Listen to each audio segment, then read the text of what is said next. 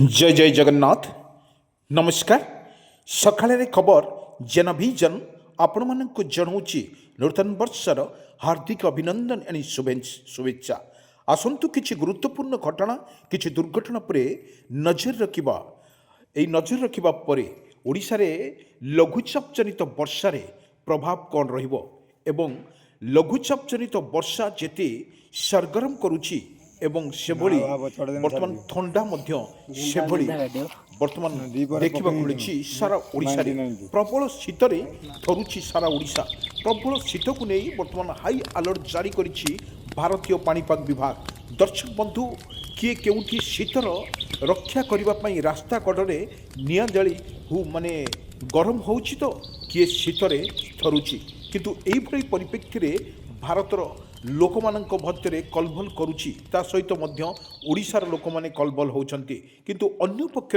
देखा कृषि जदि मत्स्यजीवी मान पई समुद्ररू वर्तमान जो अति ठंडा फल समुद्र वर्तमान माछ मारिबा पई जाउनांती एते जोर ठंडा मध्य अनुभूति हेउछि ओडिशा रे प्रबल शीत सहित प्रबल वर्तमान रही शीत प्रबल ओडिशा रे प्रबल शीत वर्तमान जहाँ अपडेट खबर सामना को आसूची दर्शक बंधु ओडिशा रे प्रबल शीत थरुची सारा ओडिशा प्रत्येक प्रत्येक जिला कथा जदि आम कहीपर बालेश्वर कटक पुरी गंजाम गजपति राउरकेला ढेंकानाल पारादीप यही स्थान मानक अत्यधिक ठंडा एवं ताहा सहित बिजुली घड़घड़ी सहित वर्षार मध्य संभावना थिबारु पाणीपाग विभाग तरफरु मध्य सतर्क सूचना जारी करिछि भारतीय पाणीपाग विभाग। से आसंतु पूरा वीडियो एवं पूरा विजुअल पुरे टिके नजर पकई नवा दर्शक बंधु आम कहीपर ओडिशा रे जो भली रही आकलन मध्य करुछि भारतीय पाणीपाग विभाग तरफरु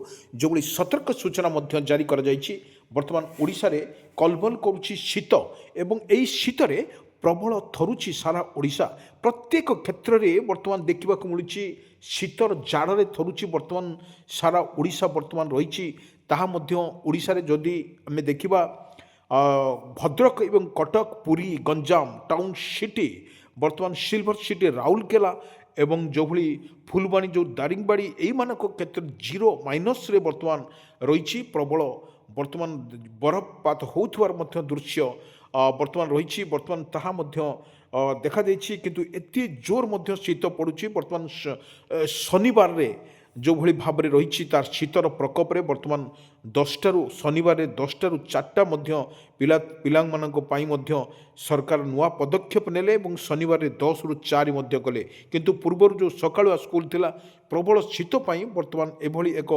पदक्षेप नैछन्ति राज्य सरकार। अन्य पक्षरे जदि वर्षार प्रकोप रही एवं ताहा सहित जदि बंगोपसागर कथा कहवा बंगोपसागर प्रबल वर्तमान रही लघुचाप जनित वर्षा रही हालकारु मध्यम धरणर वर्षा को नहीं मध्य सतर्क सूचना जारी करिछि भारतीय पाणीपाग विभाग। पाखापाखि सबु जिले में लगी रहिबो तुहाकु तुहा वर्षा सहित बिजुली घड़घड़ी सहित वर्षार मध्य संभावना को आखि आगे रखी एवं पाणीपाग विभाग तरफरु पूर्वान कर जाइछि ओडिशा रे प्रबल वर्षिब एवं एई वर्षा को नहीं वर्तमान सचेतन कर जाइछि ओडिशा रे प्रत्येक क्षेत्र में आम जब देखा ओडिशा रे प्रबल वर्षा मध्य रहिबो ताहा मध्य किपरि भाबरे को मुकाबिला करिबो आमे आपण मानकु किछि विजुअल माध्यम रे किछि स्पष्ट करूछु दर्शक बंधु जो भली आज सकाळर दृश्य मेघाच्छन्न रही एवं खरा मध्य टाण होई नाही एवं एई परिप्रेक्षी रे ओडिशा रे प्रबल वर्षा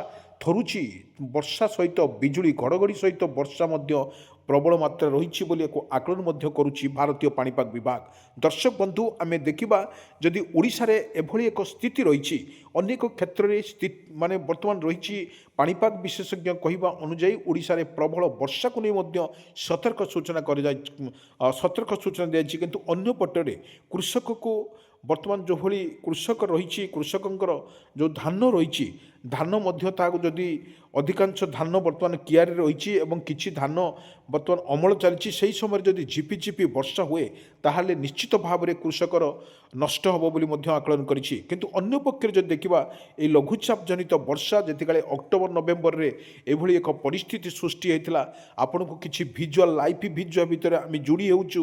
ଦର୍ଶକ ବନ୍ଧୁ ଆଖି ପକାନ୍ତୁ ତ ଏଭଳି ଏକ କିପରି ଭାବରେ ଏ ଯେଉଁ ବିଭୀଷିକା ରହିଥିଲା, ଏ ଯେଉଁ ମାନେ ଲଘୁଚାପ ଜନିତର ବର୍ଷା ଥିଲା, ପାଣିପାଗ ବିଭାଗ ତରଫରୁ ଯେଉଁ ସତର୍କ ସୂଚନା ମଧ୍ୟ ଜାରି କରିଥିଲା ପ୍ରତ୍ୟେକ ଯେଉଁ ଜିଲ୍ଲାପାଳମାନଙ୍କୁ ନେଇକି ବର୍ତ୍ତମାନ କରାଯାଇଥିଲା। ଓଡ଼ିଶାର ପାଣିପାଗ ବିଭାଗ ତରଫରୁ ସତର୍କ ଘଣ୍ଟି ମଧ୍ୟ ଦିଆଯାଇଥିଲା। ଓଡ଼ିଶାରେ ପ୍ରବଳ ଯେଉଁ ବାତ୍ୟା ଏବଂ ବନ୍ୟାର ପରିସ୍ଥିତି ଲୋକମାନେ ସାମ୍ନାକୁ କରିଛନ୍ତି।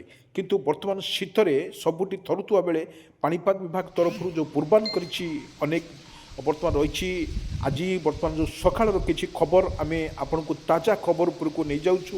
ଦେଖନ୍ତୁ କିପରି ଭାବରେ ଦୃଶ୍ୟ ରହିଛି, ଆକାଶ ମେଘାଚ୍ଛନ୍ନ ସହିତ ବର୍ତ୍ତମାନ ଦେଖନ୍ତୁ କିପରି ଚତୁର୍ଦିଗ ବର୍ତ୍ତମାନ ରହିଛି। ଚତୁର୍ଦିଗ ବର୍ତ୍ତମାନ ବର୍ଷା ଘେରିକି ରଖିଛି ଏବଂ କିପରି ଭାବରେ ବର୍ଷା ଯଦି ହୁଏ ତାହେଲେ ନିଶ୍ଚିତ ଭାବରେ ଓଡ଼ିଶାରେ କିଛି ପରିମାଣର ଧାନ ଗୁଡ଼ିକ ନଷ୍ଟ ହେବା ସହିତ ରବି ଫସଲ ମଧ୍ୟ ନଷ୍ଟ ହେବାର ମଧ୍ୟ ସମ୍ଭାବନା ରହିଛି। କିନ୍ତୁ ଏଠି ପରିପ୍ରେକ୍ଷୀରେ ଆମେ କିଛି ଦୃଶ୍ୟ ଆମେ ଆପଣମାନଙ୍କ ପାଖକୁ ନେଇଯାଉଛୁ। ଦର୍ଶକ ବନ୍ଧୁ, ଏଭଳି ଭାବରେ ଯଦି କୃଷକ ତାର ନିଜ ଜମିରେ ହାର୍ଭେଷ୍ଟିଂ କରି ଧାନ ଆଣୁଥିବା ଏବଂ ବର୍ତ୍ତମାନ ପାଣିପାଗ ବିଭାଗ ତରଫରୁ ଯେଉଁ ସତର୍କ ସୂଚନା ମଧ୍ୟ ଯାଇନଥିଲେ ମଧ୍ୟ ତାକୁ ଧାନ ଆଣି ସେ ନିଜେ ତରବରିଆ ହେଇକି ବର୍ତ୍ତମାନ ତାକୁ ହାର୍ଭେଷ୍ଟିଂ କରୁଛି ବା ଅମଳ କରୁଛି। ଏହି ଅମଳ ସମୟରେ ଦେଖନ୍ତୁ କେତେ ଜୋରରେ ବର୍ତ୍ତମାନ ଓଡ଼ିଶା ଉପରେ ଶୀତ ରହିଛି। ଏଠୁ ସ୍ପଷ୍ଟ ଚିତ୍ର ବର୍ତ୍ତମାନ ଆପଣଙ୍କୁ ଏହି ବାରି ହେଉଛି। ଏ ଚିତ୍ର ମାଧ୍ୟମରେ ଆମେ ଯେଉଁ ଭିଡ଼ିଓ ଦେଖାଉଛୁ, ଦେଖନ୍ତୁ ଏଗୁଡ଼ା ଗୁଡ଼ିଏ କୃଷକ ଭାଇ ତା ନିଜ ଜମିରୁ ଉତ୍ପାଦନ ହେଉଥିବା ଧାନକୁ ଆଣି ସେ ବର୍ତ୍ତମାନ ରହିଛି ହାର୍ଭେଷ୍ଟିଂ କରୁଛି। ବର୍ତ୍ତମାନ ଶୀତର ଏତେ ଜୋର ଶୀତ ଲାଗୁଛି, ତା ମଥାରୁ ମଧ୍ୟ ପଗିଡ଼ି ସେ ବାହାର କରୁନାହିଁ।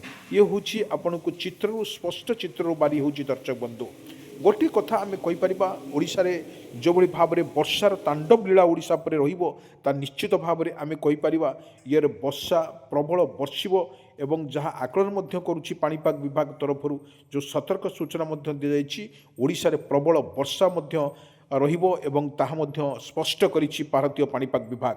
ଭାରତୀୟ ପାଣିପାଗ ବିଭାଗ ତରଫରୁ ଯେଉଁଭଳି ଓଡ଼ିଶାରେ କାକର ମଧ୍ୟ ପଡ଼ୁଛି ଏବଂ ଦୃଶ୍ୟମାନ ହେଉଛି କୁହୁଡ଼ି ଏବଂ ପରିବହନ ମନ୍ତ୍ରୀଙ୍କ ସୂଚନା ଅନୁଯାୟୀ କିନ୍ତୁ ପରିବହନ ସଂସ୍ଥା ତରଫରୁ ବର୍ତ୍ତମାନ ଲୋକଙ୍କୁ ସଚେତନ କରାଯାଉଛି, ଯଦି ଆପଣ ରାସ୍ତା ଆପଣଙ୍କୁ କୁହୁଡ଼ିରେ କିଛି ଦେଖାଯାଉ ନାହିଁ ତ ତାହେଲେ ଆପଣ ନିଜେ ନିଜକୁ ପ୍ରୋଟେକ୍ସନ୍ ଦିଅନ୍ତୁ। ଏବେ ସରକାରଙ୍କ ତରଫରୁ ଯେଉଁ ଗ୍ରହଣ କରାଯାଉଛି ଏବଂ ସମସ୍ତଙ୍କୁ ମଧ୍ୟ ଅନୁରୋଧ କରାଯାଉଛି, ବର୍ତ୍ତମାନ ଓଡ଼ିଶା ଉପରେ ଯେଉଁଭଳି ରହିଛି କୁହୁଡ଼ି ରହିଛି, ତା ସହିତ ବିଜୁଳି ହାଲକାରୁ ବିଜୁଳି ଘଡ଼ଘଡ଼ି ସହିତ ବର୍ଷା ମଧ୍ୟ ହେବାର ଯେଉଁ ସତର୍କ ସୂଚନା ମଧ୍ୟ ଜାରି କରିଛି, ଆପଣ ନିଜେ ସଚେତନ ରହିବା ସହିତ ଅନ୍ୟକୁ ସଚେତନ କରି ରଖିବା ପାଇଁ ସରକାରଙ୍କ ତରଫରୁ ମଧ୍ୟ ନିର୍ଦ୍ଦେଶ ଦିଆଯାଇଛି।